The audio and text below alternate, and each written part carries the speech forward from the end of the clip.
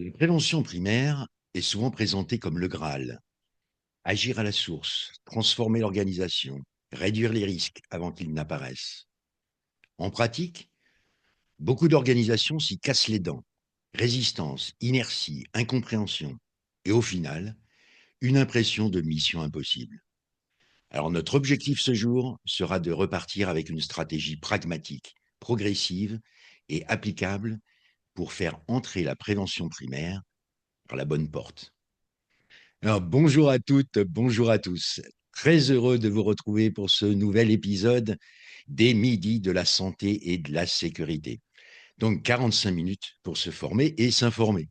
Alors, je suis François, cofondateur et dirigeant d'Inforisque et j'ai le plaisir donc d'animer cet échange. Comme j'aime à le rappeler, Inforisque est maintenant le média santé-sécurité le plus suivi de France. C'est grâce à vous. Alors, merci de votre participation à ce webinaire et merci pour votre soutien. Alors, surtout, n'oubliez pas de noter notre rendez-vous les 2 et 3 juin prochains au pavillon Baltard pour le premier festival de la prévention organisé par Inforisque. Nous allons vous mettre un petit lien d'ailleurs dans les commentaires. Aujourd'hui, notre sujet est la prévention primaire. Donc, prévention primaire, mission impossible. Nous allons découvrir comment implanter pour de vrai, sans déclencher les résistances. Et donc, pour en parler, j'ai le plaisir d'accueillir Adrien Chignard, qui est psychologue du travail et IPRP, fondateur de Sens et Cohérence. Il accompagne depuis de nombreuses années des entreprises et acteurs de la prévention sur la QVCT, les RPS et les conditions de réussite des démarches de prévention. Alors, fort d'un parcours de 20 ans dans le domaine, ces expériences multiples lui ont permis de nourrir une approche à la fois exigeante, pragmatique et directement applicable. Adrien, bonjour. Bonjour François et bonjour à toutes celles et ceux qui nous font la gentillesse de venir nous écouter aujourd'hui. Alors, nous sommes donc ensemble pour 60 minutes, donc avec 45 minutes d'échange avec Adrien. Puis nous réserverons bien sûr 15 minutes pour répondre à votre question. Donc, surtout, vous avez en bas de votre écran, pour que ceux qui sont en live avec nous, le petit QR.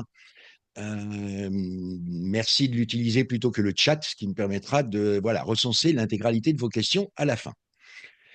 Un petit rappel également que tous nos webinaires sont accessibles en rediffusion directement depuis le site d'inforisque.fr et bien sûr lequel, en plus des actualités, vous retrouverez des actualités, des guides, bien sûr, et une large gamme de produits, de solutions, services. N'hésitez pas à nous y retrouver. Alors, tout de suite, pour faire quand même une introduction qui ne soit pas trop longue et pour vite donner la parole à Adrien, on va rentrer dans le vif du sujet. Et puisqu'on parle de prévention primaire, j'aimerais bien, Adrien, peut-être que vous puissiez nous donner déjà une définition. Qu'est-ce que En c'est fait, que la la prévention? prévention primaire, c'est avant que ça brûle. C'est-à-dire que là, on va se parler risques psychosociaux, qualité de vie, conditions de travail, mais tout ça, c'est parfois, François, un peu compliqué à saisir. Moi, je préfère donner l'image de la prévention incendie pour comprendre la prévention primaire. En fait, la prévention incendie, le but du jeu, c'est d'éviter qu'il y ait le feu, quoi. Globalement, c'est quand même de ça dont il s'agit. Et ben, si tu veux faire de la prévention primaire, tu vas regarder en amont, c'est-à-dire que tu vas regarder les facteurs qui peuvent précipiter les départs de feu sur un site industriel, par exemple. Exemple tout bête, tu vas regarder là où tu as des fils électriques qui sont dénudés. Parce qu'on sait que les fils électriques dénudés, ça peut créer des arcs électriques et les arcs électriques vont créer des départs de feu. La prévention primaire, c'est de regarder les conditions dans lesquelles s'exerce l'activité, le métier, le travail, pour voir ce que seraient les facteurs qui pourraient provoquer un danger. N'oublions pas que François, qu'un risque, c'est la probabilité d'apparition d'un trouble. Et donc, c'est toujours un jeu probabiliste, un jeu statistique. On sait dans mon métier, les risques psychosociaux, qu'il y a environ une trentaine de facteurs de stress, pour dire les choses simplement, qui peuvent avoir des conséquences sur les troubles mentaux, anxiété, addiction, troubles du comportement alimentaire, alcool, ce que tu veux. Euh, et ce qu'on va faire, quand on fait de la prévention primaire, on va les diagnostiquer, auditer, on va aller regarder à quels facteurs de stress organisationnel sont exposés les salariés pour être dans une vraie démarche de prévention. C'est-à-dire que le meilleur risque psychosocial, c'est celui qu'on va éviter par les actions qu'on va mettre en place en amont. J'aime bien cette définition. Elle dépasse largement celle du petit Larousse, mais elle est quand même vachement plus compréhensible. De toute manière, je savais qu'avec Adrien, on allait passer un bon moment, donc j'espère que vous allez participer à ce moment d'exception. Euh, la prévention, parce qu'on a essayé quand même de structurer un petit peu notre échange, parce que sans ça, Adrien, on l'écouterait toute la journée. Donc, on va essayer de C'est structurer pas toujours ce que dit l'ensemble. ma femme, mais je suis ravi de te l'entendre dire. Euh, Voilà. Voilà. Et puis maintenant, je sais pas, alors pour nos auditeurs, c'est vrai que j'avais toujours pris l'habitude de vous voyer nos interlocuteurs, mais voilà. Maintenant, on a d'autres. Alors, hier, enfin, la semaine dernière, on avait un ostéo chez InfoRisque, voilà, dans lequel on avait eu un bon moment. Maintenant, on a le psychologue, je dirais, chez InfoRisque. Alors, bienvenue à la maison. Alors, donc, par contre, pour commencer un peu notre plus sérieusement, euh, Adrien, c'est la prévention, elle nécessite de la maturité. J'aimerais bien qu'on aille déjà sur cette piste-là. Ouais, en fait, le gros problème, si tu veux, si on essaie de planter le décor, c'est que depuis maintenant, alors moi j'ai commencé mon métier en 2006, ça fait 20 ans que je fais ça. Depuis 2006, j'entends l'Agence nationale des conditions de travail, la Direction générale du travail, la ESST, l'Agence de Bilbao, en fait toutes les grandes instances gouvernementales, étatiques, spécialistes et autres nous disent prévention primaire, prévention primaire, prévention primaire. C'est l'alpha et l'oméga, c'est le saint Graal, comme tu l'as dit au départ. Moi, j'ai commencé par la prévention primaire pendant presque 15 ans. Et j'écoute ce qu'on me dit, moi, tu sais, bête et méchant, pâté Marconi, la voix de son maître, hein. Je vais faire, bah oui, j'ai des références de vieux mecs. Je me suis dit, tiens, ce qu'on va faire, c'est qu'on va commencer par de la prévention primaire. En vrai, je suis un peu déçu de ce que ça a donné. Peut-être parce que je suis pas la bonne personne ou que je suis mauvais, c'est possible. Peut-être parce que mes clients étaient pas prêts, c'est possible aussi. Peut-être parce qu'en fait, on prend le sujet d'un mauvais côté. Et à un moment, tu sais, moi, j'enseigne dans 3 universités en parallèle. Il faut qu'on puisse aller de la théorie à la pratique, mais aussi de la pratique vers la théorie. C'est-à-dire qu'il faut qu'on fasse remonter de ce qui se passe dans la vraie vie du terrain. Enfin, moi, j'ai audité du nucléaire, de l'agroalimentaire, des banques, des services, des médias. En fait, c'est important qu'on reparte de ce qu'on entend sur le terrain pour faire bouger un petit peu la donne. Ce que tu dis, c'est vachement vrai. C'est-à-dire que si on veut aller sur de la prévention, et j'oserais même peut-être même pas sur de la primaire, mais encore plus pour de la prévention primaire, il nous faut à minima une certaine forme de maturité organisationnelle. C'est quoi la maturité? Alors, on va essayer de décomposer, si tu veux, ta question en deux temps. On va essayer de se dire que déjà, pour commencer de la prévention, la première des conditions, c'est d'avoir un peu de lucidité. Moi, je vois souvent deux problèmes de lucidité dans les boîtes dans lesquelles j'interviens. Euh, la première fois que tu viens, tu sais, parfois tu arrives et tu as un membre du comité de direction qui t'accueille et qui te dit, bon, bah, Adrien, on vous fait venir avec votre équipe, mais en vrai, chez nous, des risques psychosociaux, il n'y en a pas. Mais on vous fait venir parce que les syndicats ont demandé, alors bon, ça les occupera. Mais bon, chez nous, il n'y a aucun risque psychosocial. Alors moi, je suis toujours, j'ai dit toujours la même chose. Je dis, waouh, je ne sais pas comment vous faites pour avoir aucun risque psychosocial, parce que moi, dans ma propre boîte, sans ces cohérences, des risques psychosociaux, j'en ai plein. Ils me disent, bah, c'est quand même dommage pour un mec qui vend des stratégies de prévention d'en avoir chez lui. Mais parce qu'en fait, nous avons des risques psychosociaux, François, chez Sens et Cohérence, parce que les risques psychosociaux, ils sont consubstantiels à l'activité de travail. Tout comme les conflits sont consubstantiels aux histoires d'amour. Imaginons, François, qu'un des spectateurs d'Inforisque nous dise, mais attendez, tous les deux, j'aimerais vous raconter un truc, j'aimerais à fond tomber amoureux, mais promets-moi qu'on s'engueulera jamais avec la personne que je vais trouver. Et on lui dirait, mais tu vas au-devant de grandes déconvenues, tu resteras célibataire toute ta vie. Le conflit, il est consubstantiel à la vie amoureuse, tout comme le risque psychosocial, il est consubstantiel à l'activité de travailler. Si tu veux prendre zéro risque, arrête de travailler. Bah oui, mais il s'agit quand même de pouvoir bosser. Donc la première des choses sur la prévention, c'est de montrer cette lucidité. Moi, ce que je dis souvent, si tu veux, c'est que c'est la lucidité qui nous fait avancer, le déni qui nous ralentit. Si tu croises ton meilleur pote que tu n'as pas vu depuis 20 ans, il te dit, ah, mais attends, on a 1 heure avant de prendre notre train, ça fait hyper longtemps qu'on ne s'est pas vu, viens, on va se boire un coup. Il est sympa, il t'invite, tu bois une bière avec lui, le mois d'avril arrive, il va faire beau et tout. Puis en 1 heure, tu vois que bah, toi, tu t'es pris une bière et lui, il s'est bu 3 pintes, quoi.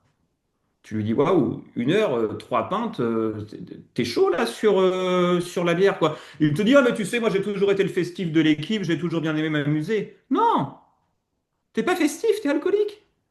Et c'est pas grave si tu t'en rends compte pour pouvoir mettre en place une stratégie de prise en charge de cette pathologie, de cette addiction que tu as.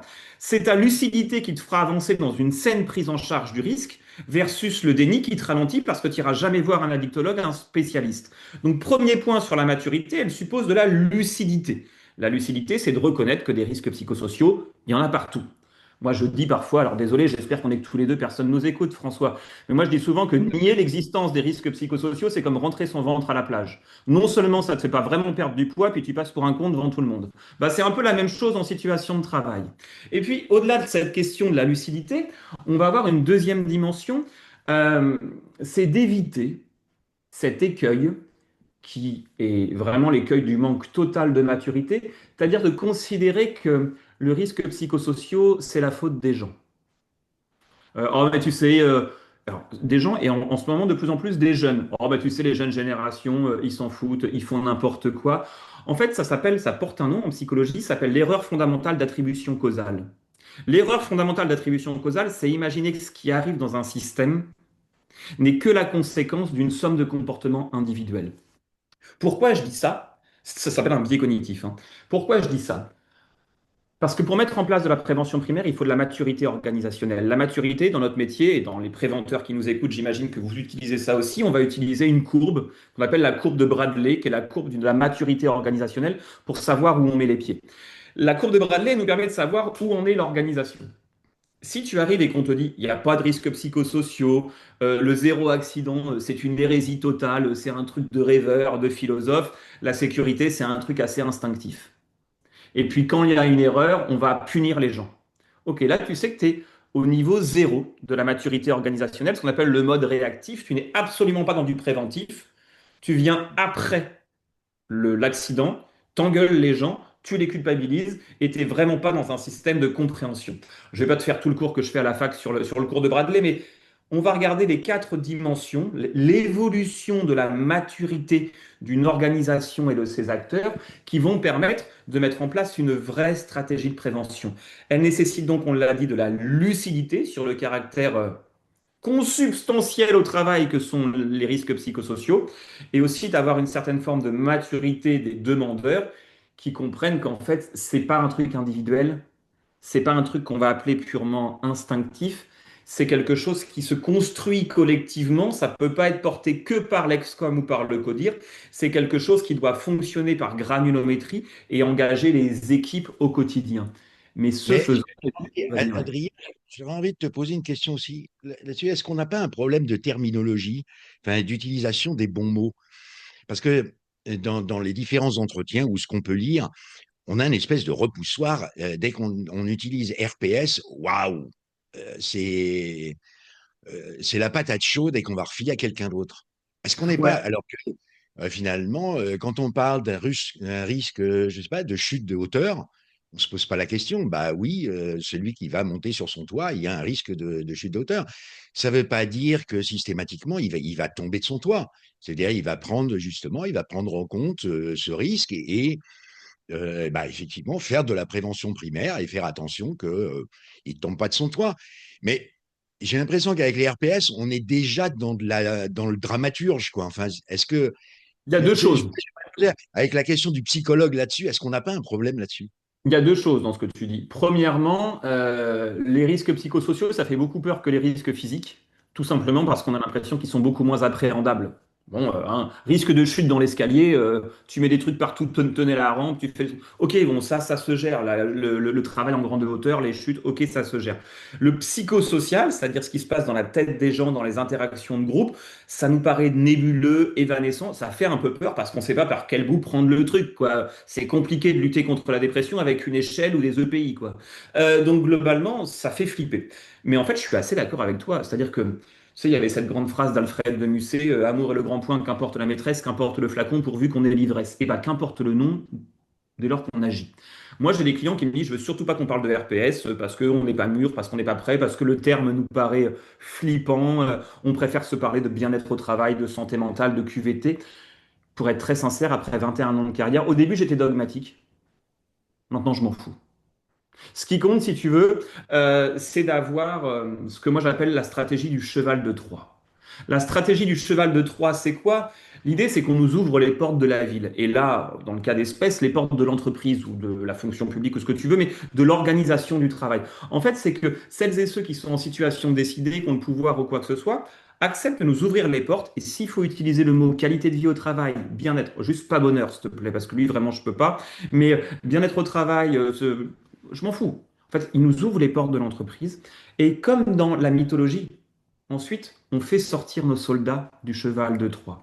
Une fois que les portes sont ouvertes, on va aller de toute façon adresser les sujets. Parce que c'est pas parce que les gens veulent pas utiliser le vocable risques psychosociaux que ça fait disparaître les risques Mhm. psychosociaux. Dans mon métier de psychologue, on dit retenir nos larmes, François, ne nous rend pas moins malheureux. Ne pas nommer les risques psychosociaux, ça n'est pas quelque chose de performatif, ça ne les fait pas disparaître. Simplement, on accepte aussi de composer avec les contraintes d'une organisation. Je vais te prendre un exemple très concret pour que ça parle à tout le monde. Il y a des environnements dans lesquels parler de risques psychosociaux, c'est quasiment impossible. Le luxe. Quand je Oui. travaille pour les grandes entreprises du luxe, il faut surtout pas écorner l'image potentielle de la marque, donc on va faire attention à trouver d'autres vocables. Mais ce sont leurs contraintes que je respecte. Ils ont un business à faire tourner, ça fait partie de la valeur qu'ils créent sentimentalement avec leurs consommateurs. Faut surtout pas écorner ça, je m'en fous. Ce qui compte, c'est que nous, on puisse faire notre travail correctement, accompagner les personnes qui sont en difficulté, soutenir des managers qui ont besoin qu'on les accompagne. Donc oui, le vocable fait parfois peur. Quand tu vas dans le nucléaire ou qu'il y a une grosse culture de la prévention, et c'est une bonne nouvelle, eux, ils n'ont aucun problème à appeler un risque psychosocial. Mais soyons nous aussi les spécialistes de la prévention, suffisamment flexibles parce qu'il ne s'agit pas d'avoir toujours raison, il s'agit de pouvoir retrouver des modalités d'action. Ok. Non, mais je me posais la question parce qu'avec le problème, c'est qu'à mal nommer les choses, effectivement, On on a un rajoute au problème. malheur du monde, disait Camus. Voilà, j'aime bien retrouver enfin, démarrer nos entretiens souvent par la définition par rapport au sujet qu'on va aborder, parce que mal nommer les choses, on est déjà à côté. Et je me demandais justement s'il y a, mais bon, quelque part, tu as répondu avec la question de la QVT, Le bien-être, il y a plein de QVCT. façons d'appeler, ouais. Est-ce que c'était pas le cache-sexe justement des RPS? En fait, c'est juste que d'un point de vue, alors là je suis désolé, je vais être le mec relou de service, mais les risques psychosociaux, ça a une acception scientifique.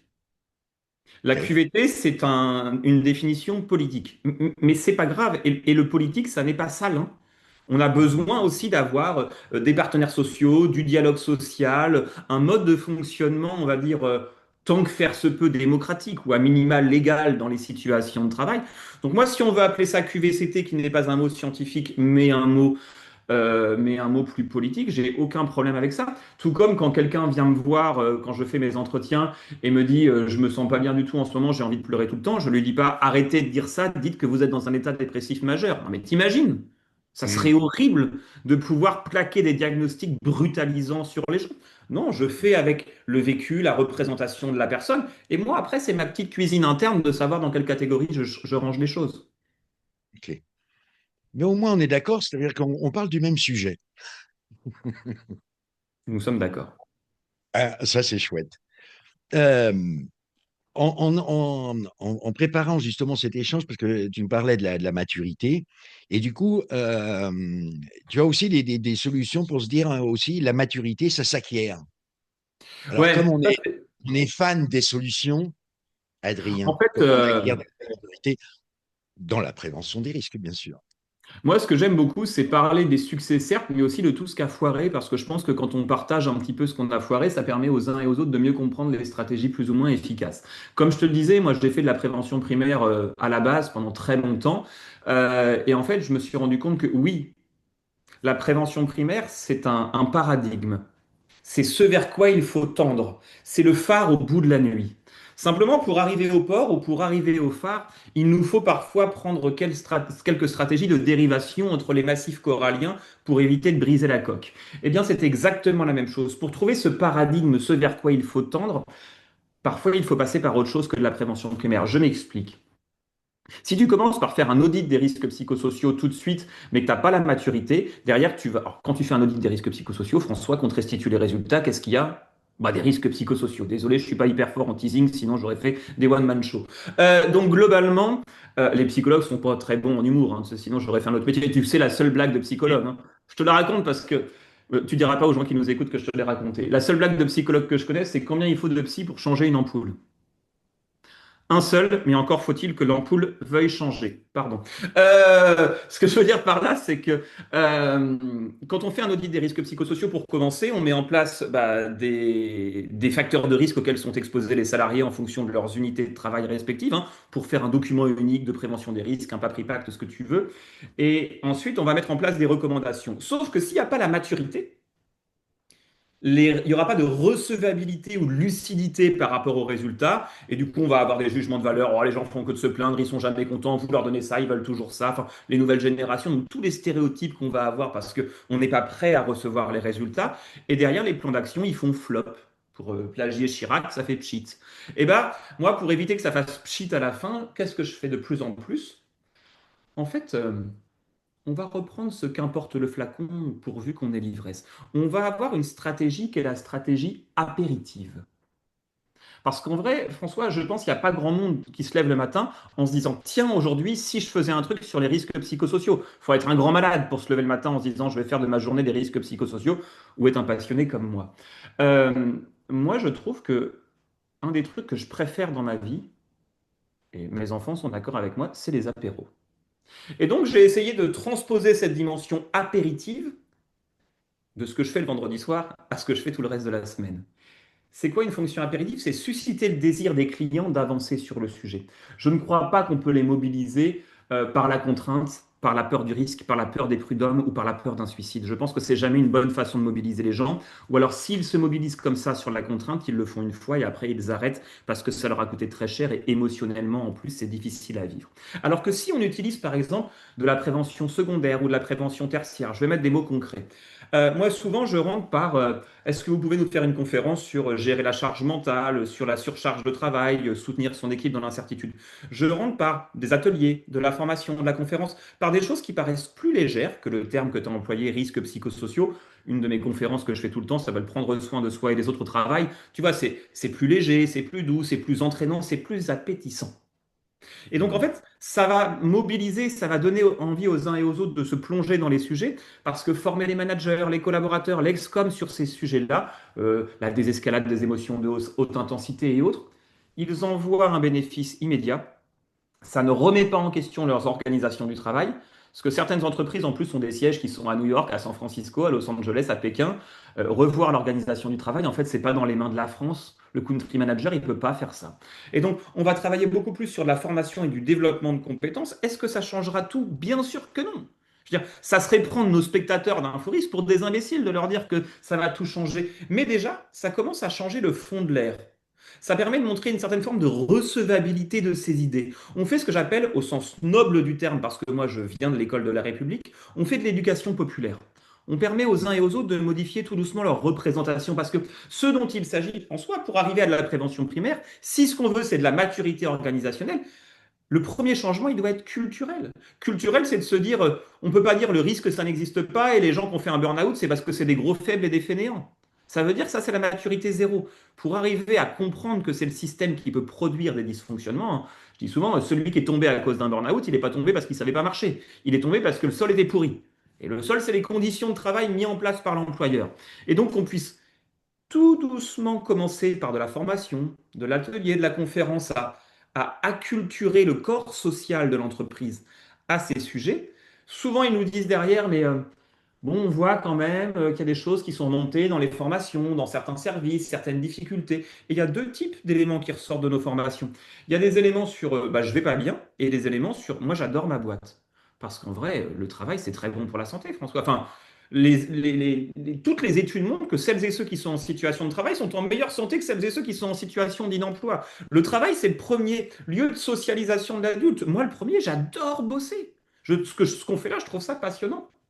Simplement, puisqu'on voit que c'est parfois difficile, mais c'est aussi plein d'opportunités, souvent on nous dit est-ce que vous pouvez mettre en place ce qu'on appelle de la prévention tertiaire, ce que nous on appelle du dispositif de soutien et de développement, le psy qui vient dans l'usine une fois par mois pour recevoir de manière anonyme et confidentielle les salariés, soit qui vont pas bien et qui aimeraient qu'on les aide, soit qui vont bien et qui ont envie de se développer. Parce que pareil, ça ne remet pas en question certains dogmes, certaines croyances managériales, en tout cas, ça le fait dans le temps, dans la durée, avec délicatesse. C'est ce que tu appelles souvent les petites victoires. Ouais, mais en fait, c'est le principe de l'apéro. Imagine que je t'invite à l'apéro ce soir et que je te dise, bah écoute François, pour l'apéro, je t'ai prévu un cassoulet. Tu me dirais, t'es malade, c'est trop. Enfin, j'aurais jamais envie de passer au plat de résistance après si j'ai un cassoulet à l'apéro. Et ben en fait, parfois la prévention primaire, c'est perçu un peu comme le cassoulet à l'apéro. Moi, pour l'apéro, désolé, je préfère les olives, le gouda au cumin. Bon, je suis pas contre un petit Saint-Nicolas de Bourgogne parce que je suis un Tourangeau. Mais ce que je veux dire par là, avec modération, ce que je veux dire par là, euh, c'est que cette fonction apéritive, elle doit nous donner des premières petites victoires. Les formations se sont bien passées, il y a des choses qui sont remontées, ça a généré de l'adhésion. Puis des choses toutes bêtes qui sont beaucoup plus centrées sur le contenu de notre métier. Maintenant, nos managers savent détecter précocement les signaux faibles d'une personne qui est en difficulté. Ce que je raconte souvent, je répondrai si ça vous intéresse tout à l'heure dans les questions-réponses, parce que ce n'est pas l'objet de ce webinaire, mais isolement, irritabilité, instabilité. Ils savent détecter plus vite, ils savent orienter un peu mieux. Ils savent faire un feedback avec bienveillance. Ils ont su différencier le respect. C'est des petites choses qui font que ces petites victoires, au départ, ce sont des victoires individuelles. C'est bien, mais c'est insuffisant. Tout doucement, ces victoires individuelles, François, ça devient des victoires d'équipe. Ah bah collectivement, dans l'équipe, on a changé notre façon de faire les réunions. Moi, j'ai une matrice que j'utilise dans les équipes qui sont en surcharge de travail pour shooter ce qu'on appelle le surtravail, c'est-à-dire le travail qui consomme du temps mais qui produit pas de valeur. Donc je dis, bah, ils ont essayé votre matrice plaisir valeur ajoutée. Bah, excuse-moi, mais ça a vachement bien marché. Donc au début, c'est individuel. Ensuite, c'est relationnel. Ensuite, ça devient collectif. Et enfin, ça devient managérial puis organisationnel. Mais on fonctionne un peu comme les falaises d'Étretat. Elles ne se sont pas faites en un jour.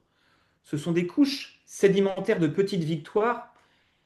Et ces petites, c'est ce qu'on appelle les quick wins quand on parle en très mauvais français. Ces petites victoires, c'est pas parce que c'est petit qu'il faut les balayer d'un revers de main. Parce que qu'est-ce qu'elles créent, ces petites victoires? Elles créent, on va dire, à la fois de la motivation et de l'engagement durable dans des stratégies de prévention. Donc elles permettent à l'employeur, au service QHSE, aux préventeurs, de, de maintenir un fil d'Ariane et de ne pas avoir de rupture dans ce que l'on met en place. Et ce qui compte, c'est qu'on puisse avoir quelque chose de longitudinal. Je t'explique pourquoi je dis ça. Je suis pas un grand fan du mec Frédéric Becbédé, mais il a écrit un bouquin dont j'adore le titre qui s'appelle L'amour dure 3 ans. Moi, j'étais expert, j'ai dirigé tout un ouvrage collectif pour les éditions Tissot sur RPS et QVT, les fondamentaux d'une démarche à succès. Et le chapitre que j'ai écrit moi-même s'appelle la QVT dure 3 ans. C'est volontairement provoque, mais c'est pour dire préférer la fréquence à l'intensité. Qu'est-ce que ça veut dire, François? Imaginons que parmi nos spectateurs d'InfoRisque ici, certains nous disent je suis en relation amoureuse et j'ai trouvé une bonne stratégie, François, pour éviter le risque de rupture ou de divorce. La stratégie, par rapport à ma relation amoureuse, c'est que tous les ans, le 14 février, j'invite ma femme dans un relais château. Ce faisant, le reste de l'année, j'ai plus de fric et je lui parle plus. On lui dirait, à mon avis, vous allez au-devant de grandes déconvenues, d'un point de vue sentimental. En tout cas, dites-moi quel est votre relais château, je ne vais pas aller bouffer à côté de vous parce que vous allez vous faire fumer comme un hareng à la fin du repas. Euh, et ça nous paraîtrait logique, c'est-à-dire que si l'amour est quelque chose qui s'entretient dans la fréquence, on dit que l'éducation, c'est la répétition du soin pour un enfant, parce que ça évite pour l'enfant le risque de maladie, pour ton histoire d'amour le risque de rupture ou de divorce. Mais pourquoi en serait-il de même dans les situations de travail? Si on veut mettre en place des petites victoires, il s'agit non pas d'avoir de l'intensité de l'action, mais de la fréquence de l'attention. Ça veut Mais dire que est-ce que les... les- Ouais. mais par contre, Adrien, je coupe juste une seconde parce que est-ce que l'entreprise elle est prête à admettre ça? C'est-à-dire qu'aujourd'hui, est-ce que quelqu'un, enfin, bon, dans la communauté Inforisque, on a beaucoup de HSE, bon, même RH, manager, mais est-ce que l'entreprise elle est prête elle est prête à entendre ou le management est prêt à entendre quelque chose qui est dire on va faire des petits pas?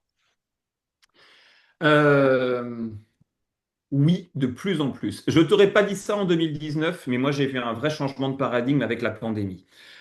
Et pour d'excellentes Non, mauvaises parce que raisons. tu vois, ce que je veux dire, c'est j'ai mis d'un côté, enfin, quelque part, on met RPS qui est juste pour les entreprises en général une falaise.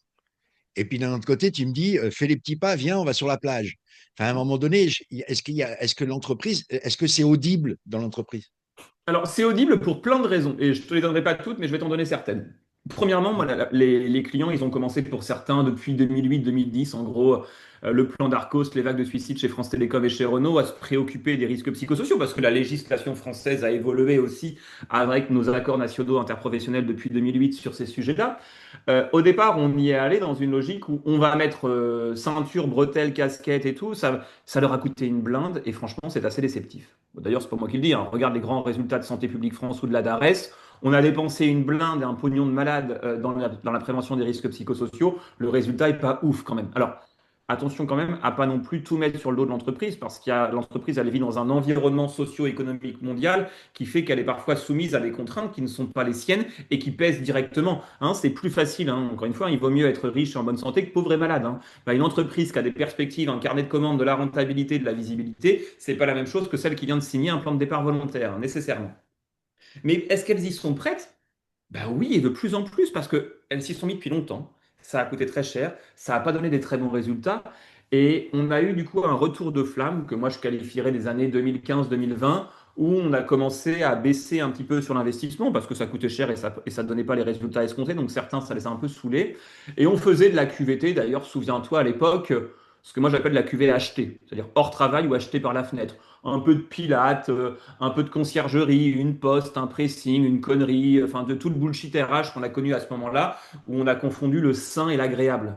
On a pensé que faire de la QVT, c'est être agréable. Bouffer une mangue, ça fait du bien. Oui, c'est peut-être agréable pour le goût, mais ça fait pas du bien à la santé. Les études, il y a une grosse méta-analyse d'ailleurs sur plus de 40 000 salariés qui montrent qu'à chaque fois que tu mets les actions de prévention des risques psychosociaux, qui sont des actions purement centrées sur le plaisir, non seulement ça n'a aucun gain en termes de santé, mais en plus, tu délites la confiance dans l'efficacité de l'employeur pour prendre ces sujets. Donc c'est vraiment une stratégie purement perdante.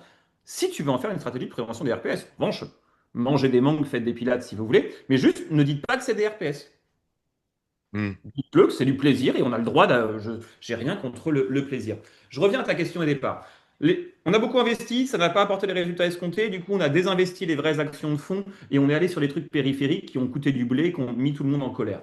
La bonne nouvelle, et moi je suis hyper enthousiaste et je suis vraiment très heureux d'être là pour en parler aujourd'hui, c'est que depuis environ 5 ans, moi la plupart de mes grands clients ont compris qu'on ne fait pas de la prévention des RPS ou de la promotion de la qualité de vie au travail par gentillesse. On s'en fout.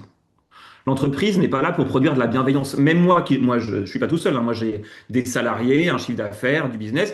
Moi-même, Adrien Chinière, je ne vends pas de la bienveillance. Je vends de la psychologie pour payer à mes enfants une école, enfin voilà, pour payer ma maison. Enfin, en fait, l'entreprise, elle n'a qu'une vocation, c'est de produire de la valeur. Et pour produire de la valeur, il faut des gens en bonne santé. Et c'est là le changement de paradigme, François. C'est qu'enfin, moi, mes clients, ils ont compris qu'on ne fait pas de la QVT pour être sympa. C'est de la mièvrerie, c'est une connerie. On va inféoder la santé mentale, pour parler avec un vocable donc on connaît bien depuis 2025, on va inféoder la santé mentale au travail, au business, qu'on prend pour une raison simple, va bosser avec 19 de tension, 39 de fièvre et puis une jambe dans le plâtre, tu vas voir si tu es productif. Bien sûr que non.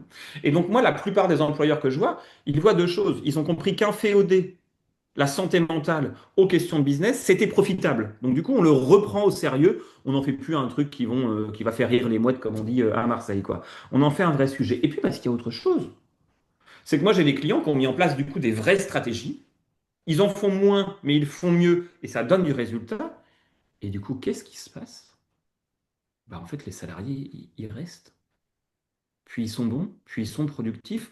Parce que les boîtes qu'on voit qui reviennent sur le modèle très, tu sais, ce qu'on appelait, nous, le mythe de l'homo economicus, quoi. L'être humain est un feignant qui veut que maximiser son profit. Toutes les boîtes qui ont conservé cette représentation-là très stéréotypée des salariés, qui reviennent sur tout le télétravail, qui reviennent sur les améliorations, qu'est-ce qui se passe? Mais tu sais, on va arrêter de parler comme un prof de fac, hein. Je vais parler comme mon grand-père qui était paysan à côté de Loche, hein. On n'attrape pas des mouches avec du vinaigre.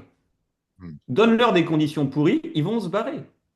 Et donc aujourd'hui, moi j'ai des clients qui me disent, non mais on investit une thune folle pour faire de la chasse de tête, du marketing RH, de la marque employeur, pour attirer. Mais si tu dépenses beaucoup d'argent pour attirer, mais que tu n'as pas de stratégie de rétention, bah, tu consommes beaucoup d'argent pour attirer des gens que tu vas former, intégrer pour qu'ils se barrent au bout de 18 mois. Et ils auront été pas suffisamment performants chez toi. Et le moment où ils seraient dans le pic de performance, ils vont où? À la concurrence. Donc on a commencé enfin, François, à arrêter de faire de la QVT pour des raisons de gentillesse, on a commencé à le faire pour des raisons de business et ça me va très bien.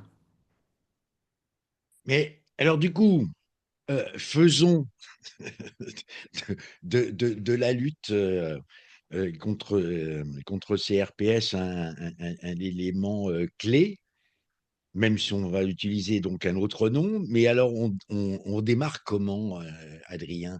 Quelques pistes, Alors, parce que je pense que tout notre auditoire aujourd'hui doit être suspendu à tes lèvres pour dire, est-ce qu'il va nous donner un remède ouais. miracle pour qu'on sorte Mais moi, je de vais vous cette dire comment je relâche commence chaude moi. qui nous empoisonne la vie? Je vais vous dire comment je commence moi. C'est-à-dire que quand j'ai une demande ou quand j'arrive quelque part, je vais déjà évaluer un peu le niveau de maturité. Prenez la courbe de Bradley, BRADLEY sur Internet, vous la trouverez en 10 secondes. Pour savoir déjà, est-ce que vous arrivez dans un environnement qui est suffisamment mature en prévention des risques? Si c'est le cas, allez sur la prévention primaire, faites votre audit, votre diagnostic, votre plan d'action, tant mieux. Si ça n'est pas le cas, et ça n'est pas grave, parce que la bonne nouvelle, c'est que la maturité, ça s'acquiert. Et ça s'acquiert en utilisant la bonne stratégie. Donc, commencez par évaluer la maturité. Elle est bonne, elle n'est pas bonne. Elle est bonne, primaire pour commencer, plan d'action, on déroule derrière, secondaire, tertiaire. Pour ceux qui ont besoin de comprendre, secondaire, c'est la formation, le développement de compétences, et le tertiaire, c'est le soutien des personnes en difficulté. La logique de prévention du risque, primaire, secondaire, tertiaire, c'est toujours la même, avant, pendant, après que ça brûle. Si c'est très mature, prévention primaire avant que ça brûle. Si c'est pas mature, pas encore suffisamment, votre lucidité ou votre stratégie, si vous préférez, ça va être de se dire, OK, je vais me donner un horizon temporel fiable pour arriver à ma prévention primaire, pour arriver à la maturité. Spoiler alerte, en général, il faut 3 ans. Mais c'est pas une mauvaise nouvelle, il suffit de le savoir pour se donner voilà, 2 à 3 ans pour arriver à la maturité. Et dans ces cas-là, on commence par ce qui est socialement acceptable par Ouais, tout le c'est monde, quand parce que même, ça ne ah ben, remet c'est énorme ce que tu es en train de nous dire là, Adrien. C'est qu'il faut 2 à 3 ans. pour arriver à une maturité organisationnelle. Bah, c'est pas mal. Il t'a fallu combien de temps pour être mature, toi? Comme moi, 18 ans, non? 3 ans, finalement, c'est 6 fois moins. Bah non, l'idée, c'est de se dire, c'est pas pendant 3 ans, on fait rien. C'est que pendant 3 ans, c'est 3 ans pour arriver à de la prévention primaire, c'est ça, hein. Et on commence par ce qui est le plus socialement acceptable, managérialement aidant, qui donne des vraies billes, des vraies pistes. On commence par de la conférence, de l'atelier, de la formation, prendre soin de soi et des autres, le manager préventeur, apprendre à gérer sa charge mentale, gérer l'incertitude, soutenir son équipe dans les conflits. Enfin, on commence par quelque chose qui est prévention secondaire, développement de connaissances et compétences pour que tout doucement on infuse les idées, pour tout doucement le fond de l'air est en train de changer. Et puis tout ça, on va essayer de le capitaliser. Moi, c'est ce que je fais quand je fais des cycles dans les grandes entreprises, ou les petites d'ailleurs. À la fin, tu donnes un feedback à tes commanditaires, qu'on soit en interne ou en externe, et tu leur dis, bah écoutez, voilà ce qui remonte des formations, des ateliers. Là, on a un besoin là-dessus. Parce que là, pareil, on parle de facteurs de risque. N'oublions pas que moi, je donne toujours à mes clients leurs facteurs de protection. Hein, scientifiquement, un facteur de risque, c'est ce qui augmente la probabilité d'apparition d'un trouble. Rôle pas clair, harcèlement, violence, machin. Mais il existe pour contrebalancer, parce que les risques, c'est toujours une histoire d'équilibre, François, il existe des facteurs de protection, ce qui va diminuer la probabilité d'apparition d'un trouble. J'adore nos produits, ma boîte a une super image de marque, mon manager est super, mes collègues sont cool, on a un super CE, c'est près de la maison, enfin, ouais, bah, je suis reconnu, bah, et tout ça, c'est hyper précieux. Donc, une fois que tu as fait tu évalues ta maturité. 2, tu développes de la compétence. Atelier, conférence, formation. 3, tu fais ressortir de tes ateliers, conférences, formation un peu de quali, un peu d'éléments qui vont nourrir tes stakeholders, tes parties prenantes, en leur disant, bah, écoutez, voici les besoins. Parfois, on va arriver à un peu de prévention tertiaire et c'est très bien. Un peu de soutien psy, un peu d'accompagnement individualisé, un peu de coaching pour ceux qui voudraient. Et puis, si tu fais ça pendant 2 ans, tu vas voir qu'à un moment, là aussi, tu vas faire ressortir des choses et tu vas dire, bah, écoutez, on a formé, on est monté en compétences, on a accompagné les personnes en difficulté, on a développé celles et ceux qui le désiraient. Maintenant qu'on a cette compréhension du fait qu'il y a des difficultés qui existent, mais que ces difficultés, c'est parfois triste, mais ça n'est pas tragique. Et ça, c'est Mm. une grosse différence de pragmatique, de paradigme. Ce qui est tragique, François, c'est que toi et moi, quand bien même on mangerait 5 fruits et légumes par jour, on va mourir. C'est une certitude. Ça veut dire que quelle que soit la nature de nos actions, la fin, on la connaît. Alors peut-être qu'elle arrivera plus vite si tu manges des hamburgers matin, midi et soir, hein. Euh, mais les risques psychosociaux, c'est triste, c'est pas tragique. C'est-à-dire que Mm. on peut faire quelque chose. C'est la différence, et là je pense que tous ceux qui nous écoutent le savent déjà, c'est la différence entre un risque et une fatalité. Un risque, ça se maîtrise. Une fatalité, tu peux rien faire. Les risques psychosociaux, c'est pas une fatalité psychosociale. Ça veut dire qu'on peut faire des choses. Donc une fois qu'on a notre maturité, mis en place du secondaire, un peu tertiaire, on aura capitalisé la maturité suffisante pour se dire, mais il existe donc des risques que l'on reconnaît. Ça n'est pas des responsabilités ou des culpabilités individuelles, c'est un système qu'il faut qu'on questionne, une organisation du travail. Faisons-le ensemble, puisqu'on a maintenant la certitude qu'on est capable d'en venir à bout, qu'on est capable de les traiter. Et là, ça veut dire que pendant 2, 3 ans, tu as infusé des nouvelles compétences, des nouveaux savoirs, des nouvelles modalités d'accompagnement des personnes, et que tu es prêt désormais à aller sur de la prévention primaire. Euh, le temps file, mais avant d'arriver sur nos questions, quand on a préparé cet échange ensemble, tu avais noté, enfin j'avais annoté quelque chose où tu me disais que on commence pas, il faut pas commencer par le top management. Ouais. Alors ça, je Ça, l'ai ça fait m'a plein marqué. plein de J'ai fois. dit, mais pourquoi? Parce qu'à la limite, souvent, quand on parle de prévention, on se dit d'abord, il faut impliquer le management et le management après, on va avoir un élément descendant. Et là, en gros, est-ce que c'est l'inverse qu'il faut faire? Le ruissellement, ça marche pas. OK. Ni en économie, ni en prévention des risques psychosociaux. C'est pas moi qui le dis, l'intégralité des scientifiques qui travaillent sur le sujet le montre. Et pour le coup, si je peux partager cette erreur que j'ai faite pendant une quinzaine d'années, j'ai toujours commencé par le CODIR ou l'EXCOM parce que je reprenais ce qui a marqué dans le rapport Lachman, Larose-Pénicaud, bien-être et efficacité au travail de 2010, le poisson pourri par la tête, nous disait Lachman. En fait, comme j'avais toujours entendu et comme on m'avait toujours appris qu'il fallait commencer par la tête, je commençais par l'excom. Sauf que j'ai faisais cette erreur, c'est que quand tu commences par l'excom, tu arrives avec des personnes qui ont peu de temps, qui ont plein de contraintes, qui sont déjà méga speed, et tu leur donnes des éléments très théoriques parce que c'est les premiers que tu vois et ça leur parle pas de leur organisation. Ce que je fais, c'est que je les intègre maintenant en second. C'est-à-dire que je commence par le terrain, je commence par l'activité, je commence par avoir une légitimité. Tu peux pas, quand tu travailles dans le nucléaire, tu peux pas te figurer ce que c'est que du césium si tu as pas enfin, si t'es pas rentré en contact. Alors, je ne touche pas le césium, hein, rassurons-nous, mais si tu vas sur une ligne de production qui fabrique de la danette, tu as besoin d'aller voir comment ça se passe sur la ligne, comment c'est produit, enfin, tout le génie de ces opérateurs qui savent bosser. Enfin, moi, je trouve ça magnifique à regarder. J'adore l'industrie pour ça. Donc maintenant, je vais voir l'excom ou le codir, le top management en second. Pourquoi? Parce que s'il y a bien un truc qu'on adore, c'est qu'on nous parle de nous-mêmes. Et donc moi, je commence à aller rencontrer les équipes, le terrain, parce que ça me permet d'avoir capitalisé plein de connaissances, plein de savoirs. Et ensuite, je vais pouvoir aller voir l'excom pour susciter chez lui le désir d'avancer, parce qu'il a pu s'approprier ce qu'on lui a dit, parce qu'il ne se sent pas jugé. Donc en fait, on va l'embarquer, on va le prendre dans notre wagon dans un second temps parce que ça générera aussi beaucoup moins de résistance à la base. Le but du jeu, c'est d'aller capter l'excom quand on a réduit un peu son niveau de résistance à ce changement-là, parce que sinon, en fait, on va avoir une levée de bouclier, on va rien changer. Ouais, c'est l'éternel problème qu'on retrouve dans la prévention aujourd'hui, c'est travail réel vs travail prescrit. Exactement. Et on a, alors, moi je dirais même qu'il y a une troisième dimension entre le prescrit et le réel, parce que moi je prends souvent l'exemple du livreur Amazon. Le livreur Amazon, on lui dit, vous avez 50 colis à livrer dans la journée, ça vous prendra donc 50 fois 5 minutes, voilà, tu fais le calcul, 250 minutes. Ça, c'est le travail prescrit. C'est les choses telles qu'elles devraient se passer pour notre livreur Amazon.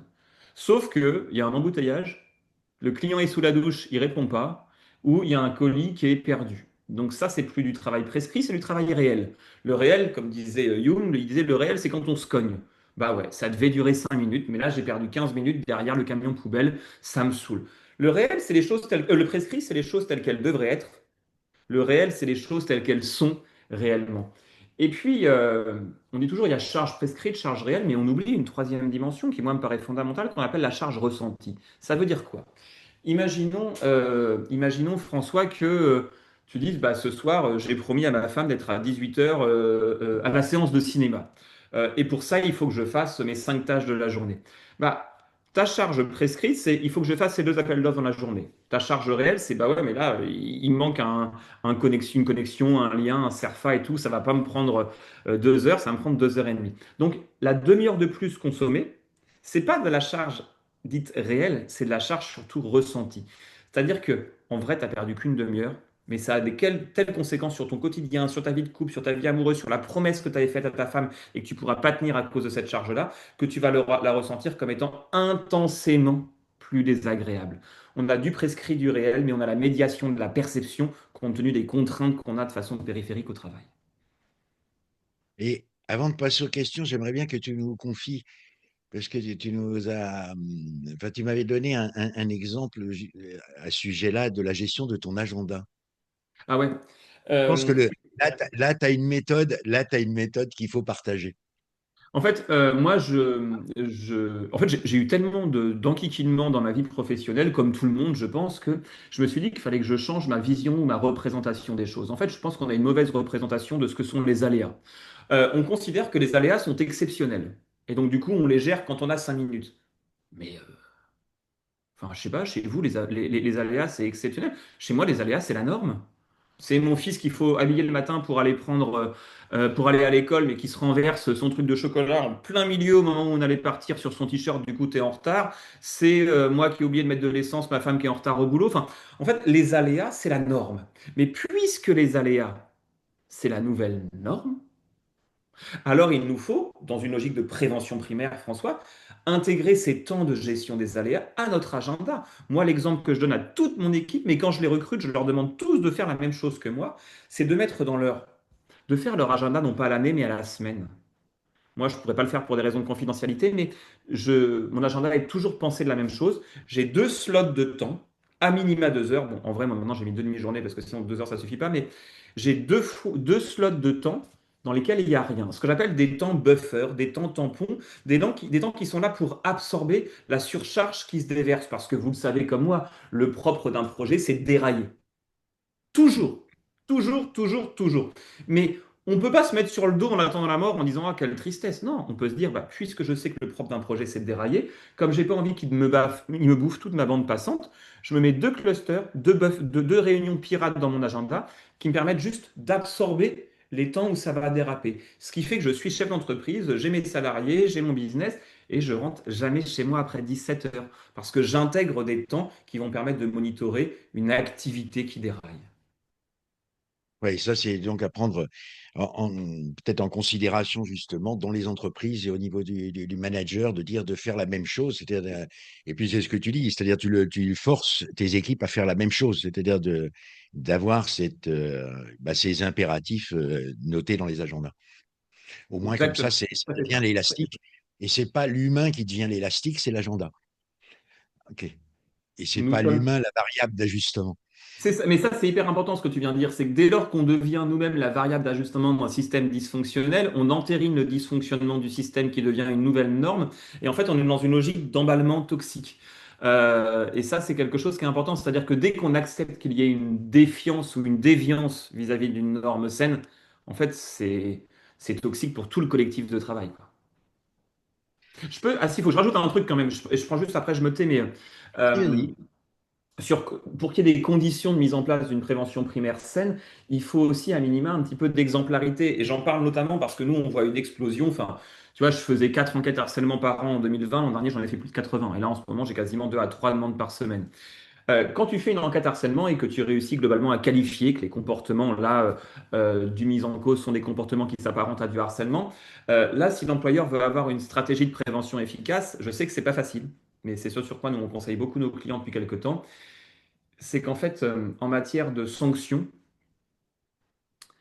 il n'y a pas de moyenne ou de modération des comportements toxiques. On ne peut pas dire, bah oui, alors oui, il a harcelé Catherine, mais bon, c'est un très bon directeur commercial, bon, il a donné sa vie pour la boîte. En fait, s'il y a un deux poids, deux mesures en termes de sanctions et qu'on trouve toujours à modérer les comportements hostiles d'autrui, considérant que ils sont super bons commerciaux ou directeurs du marketing ou quoi que ce soit, en fait, ça crée un sentiment de défiance et d'injustice dans toute la boîte. Cette exemplarité dans la distribution de la sanction, ça permet d'avoir ce qu'on appelle un climat de sécurité psychologique, savoir qu'il y a ce qu'on appelle nous de la justice procédurale, c'est-à-dire une façon d'être traité avec respect et considération au travail, qui est le préalable justement d'une bonne performance. Donc si on veut mettre en place une vraie stratégie de prévention, on ne peut pas se dire on va avoir quelque chose qui est sain pour tout le monde, mais on va tolérer dès à présent des pratiques malsaines pour celles et ceux qui seraient dans la voûte céleste, en tout cas en dehors du management de proximité. Alors, les questions, parce qu'il y en a un certain nombre. Alors, hop, si j'arrive. euh, Tac, alors, attendez, parce que là, j'ai un problème. J'ai mes questions qui n'arrivent plus.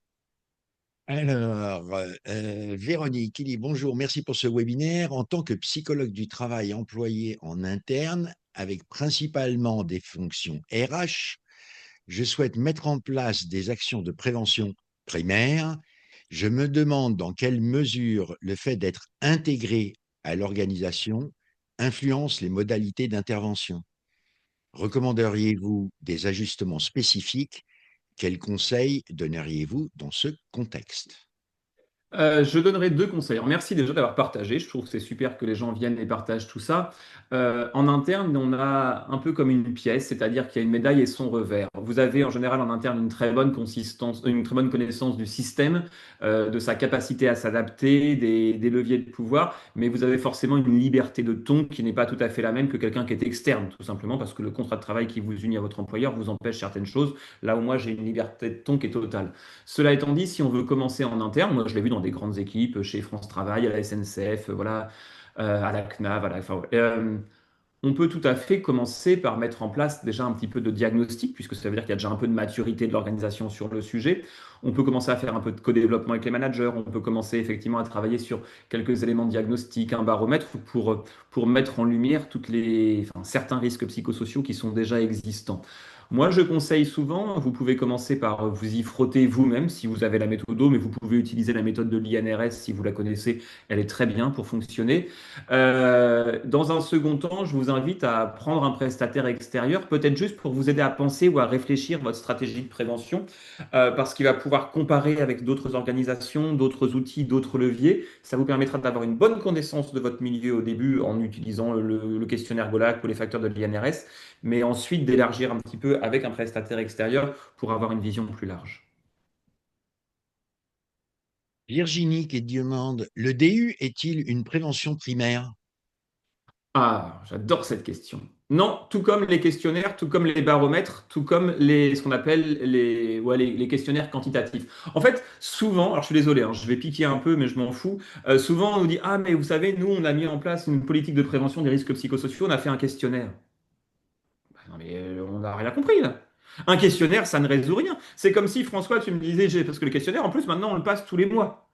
T'imagines, François, tu me dis, ben moi j'ai un peu de fièvre et tous les mois je viens de prendre ta température. Je te choisis les modalités, hein. Hmm. Bah, très sincèrement, tu vas me dire, mais c'est casse-pied, Adrien, tous les mois de te trimballer avec ton thermomètre, puis c'est un peu douloureux. Bah, parce qu'en fait, ce dont il s'agit, c'est pas nécessairement que je te prenne la température, c'est que tu prennes les médicaments. Et donc le diagnostic, c'est pas de la prévention primaire. Et c'est ça qui, très sincèrement, ça me gave en ce moment d'entendre ce truc-là partout. La prévention primaire, elle commence quand on a mis en place les recommandations post-diagnostic. Si tu vas chez ton toubib qui te file une ordonnance, mais tu vas jamais à la pharmacie, putain, mais ça changera jamais. Donc le diagnostic, c'est le préalable à la prévention primaire, mais ça n'est pas de la prévention primaire. Elle commence quand on a mis en place les premières actions pour améliorer l'organisation et les conditions de travail. Donc, je ne sais pas qui a posé cette question, mais il faut saluer cette personne qui pose une question d'une redoutable intelligence. Merci de l'avoir posée. Ça, c'était Virginie.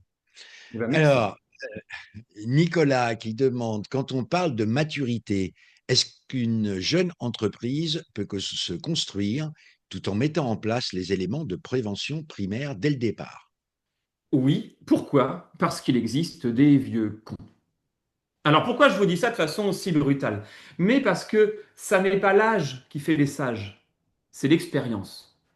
On a tous connu, hein, franchement, réfléchissez tous à votre vie propre comme perso. Vous connaissez tous des gens qui sont âgés et qui sont complètement débiles, tout comme vous connaissez des jeunes qui sont brillants ou qui sont tout aussi débiles que les âgés.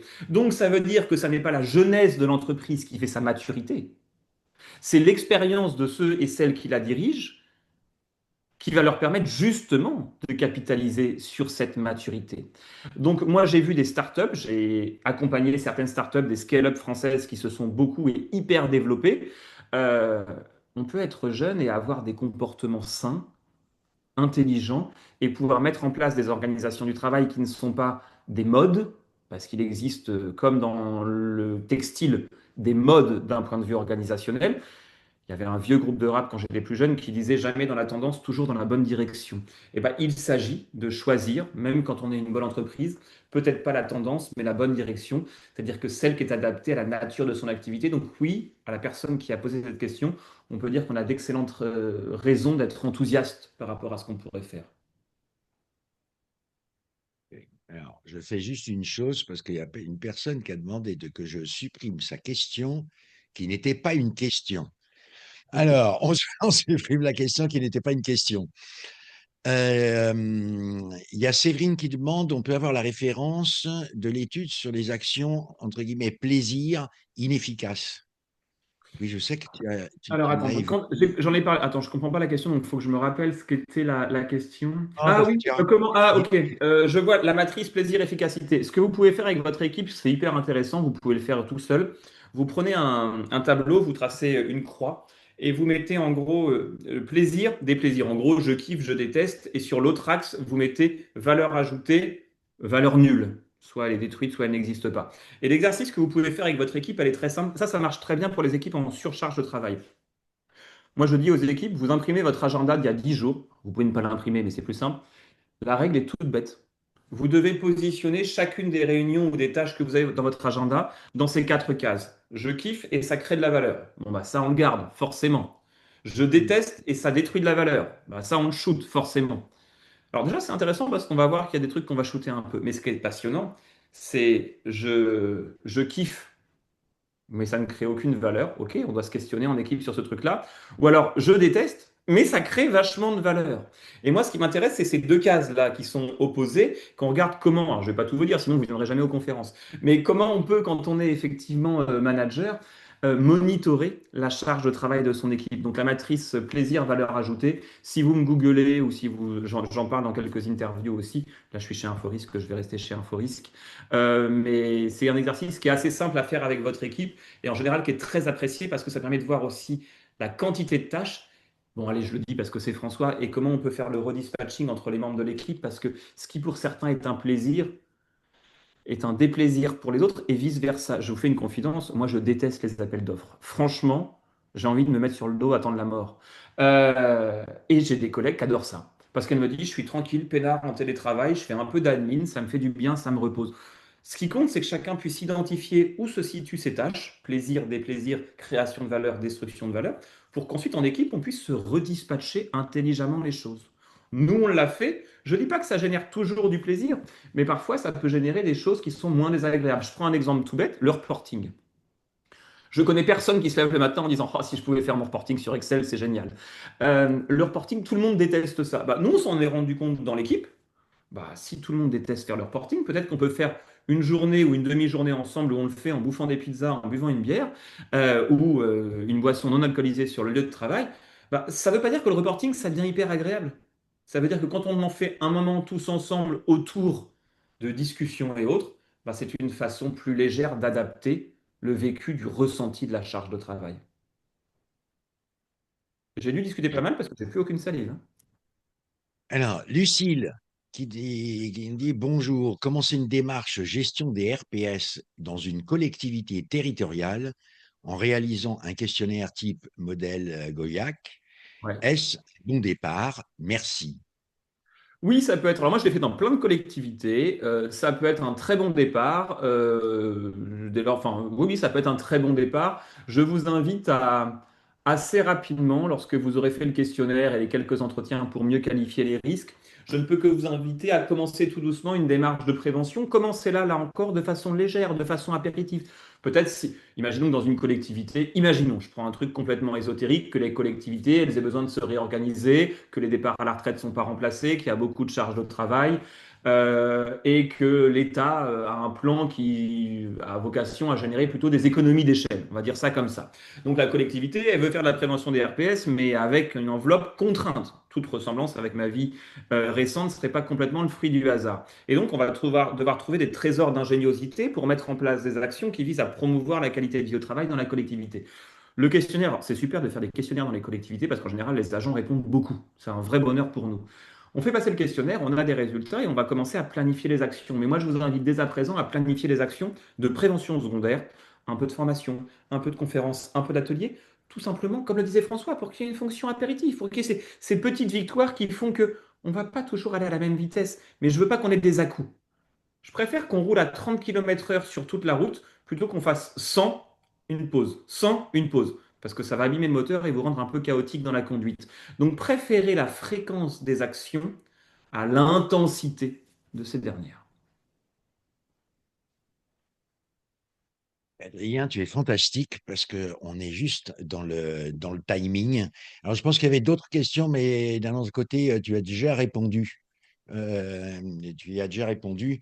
Donc, pour rappel, vous allez avoir cet après-midi de toute manière le replay qu'on va mettre en ligne, toujours pareil, inforisque.fr. Donc, vous avez la partie replay, donc vous pourrez reprendre éventuellement pour avoir les réponses.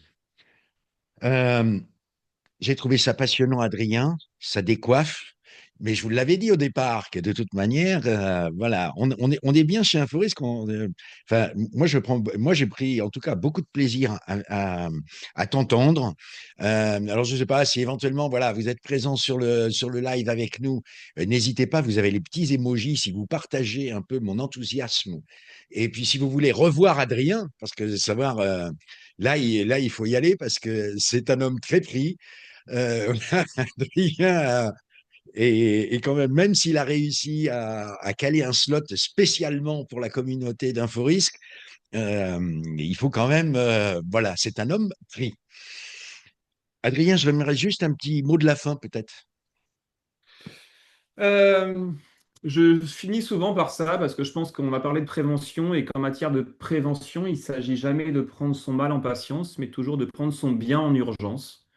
Donc c'est ce que je vais souhaiter à toutes celles et ceux qui nous ont fait la gentillesse de nous suivre. Vous pouvez suivre InfoRisque sur les réseaux et vous alimenter aussi en connaissances. Moi, c'est sur LinkedIn que vous pourrez me trouver notamment parce que j'y partage tous mes articles, mes interviews, mes podcasts.